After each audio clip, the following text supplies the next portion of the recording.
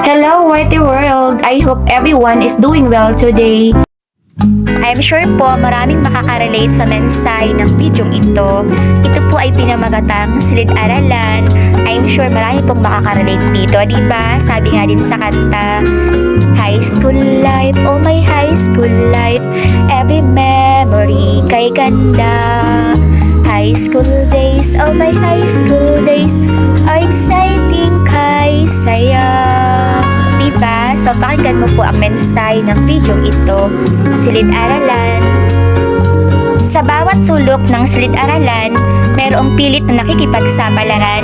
Ano man ang estado sa buhay, tayo ay pantay-pantay. Bawat tao ay nangangarap ng masaganang buhay. Bawat estudyante ay nais magtagumpay. Araw-araw ay nagsusunog ng kilay. Patuloy na hinaharap ang hamon ng buhay. Way back then, nung ako'y musmus pa, sa loob ng silid-aralan, ako ay naging masaya. Kahit ang baong ko noon ay laging saging, kamote at kamoting kahoy pa, puso ko ay masaya at kontento na. Ikaw, anong kwentong classroom ang baon mo hanggang ngayon? Sa loob ng silid-aralan, naging makulay rin ba ang kabataan mo noon? Ang sabi nila, high school daw ang pinakamasaya. Subalit ako, elementary at college days ang nagmarka sa puso ko't alaala. Kay sarap balikan ang mga alaala sa loob ng silid-aralan. Ito ay humubog sa ating katauhan. Sa mga kabataan natin ngayon, pahalagahan ninyo ang edukasyon. Balang araw, lahat ng hirap ay magbubunga. Lahat ng pagod nyo sa pag-aaral ay magkakaroon ng saysay at halaga. Balang araw, silid-aralan na inyong maalala, kaya piliin ninyong maging memorable ang bawat araw at umaga. Ang puso ko ay laging kumakaba, lalo kapag math class na. May surprise recitation palagi at may board drill pa. Math talaga ang kahinaan ko nung ako estudyante pa. Hindi ko alam kung paano ang gagawin. Kaya taimtim akong nananalangin, umaasang wag sanang mahagip ng kanyang paningin. Subalit ako'y tinatawag pa rin. Yes po talaga, kahit anong sabi ko, sana hindi niya ako tawagin. Sana malampasan niya ako. Kapag history at English class na, puso ko naman ay masayang masaya. Sapagkat history at English ang pinakagusto ko. Kaya naman, buhay na buhay ang puso't diwa ko. Kayo ba? Gusto niyo ba ang English at history? Ako yes na yes. Yan po talaga ang pinakagusto kong subjects noon. Moral lesson, let us cherish each moment with a grateful heart.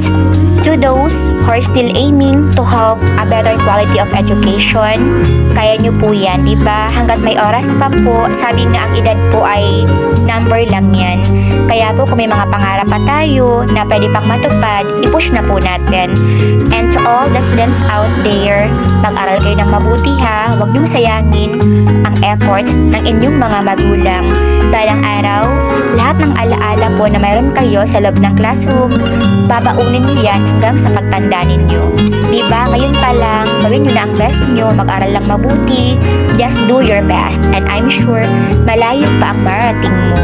At sa mga magulang naman po na ginagawa ang best para po pag-aralin ng kanilang mga anak, talaga pong hanga at saludo ako sa inyong lahat, diba?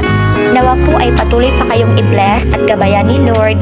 Palagi niyo pong tatandaan, may nagmamahal sa inyo, minamahal niya tayong lahat, diba? So once again, palagi mong tatandaan ang Bible verse na ito. Mangangaral 3 verse 1, ang lahat sa mundong ito ay may kanya-kanyang panahon at oras, di ba po? Kaya habang may oras pa at pagkakataon pa tayo, gawin na po natin yung mga bagay na makakatulong po para lalo pa po tayo mag-grow physically, emotionally, mentally, at higit sa lahat, spiritually. It's a simple reminder from yours truly. Bye everyone! Mag-iingat kayo palagi dyan. God bless us all.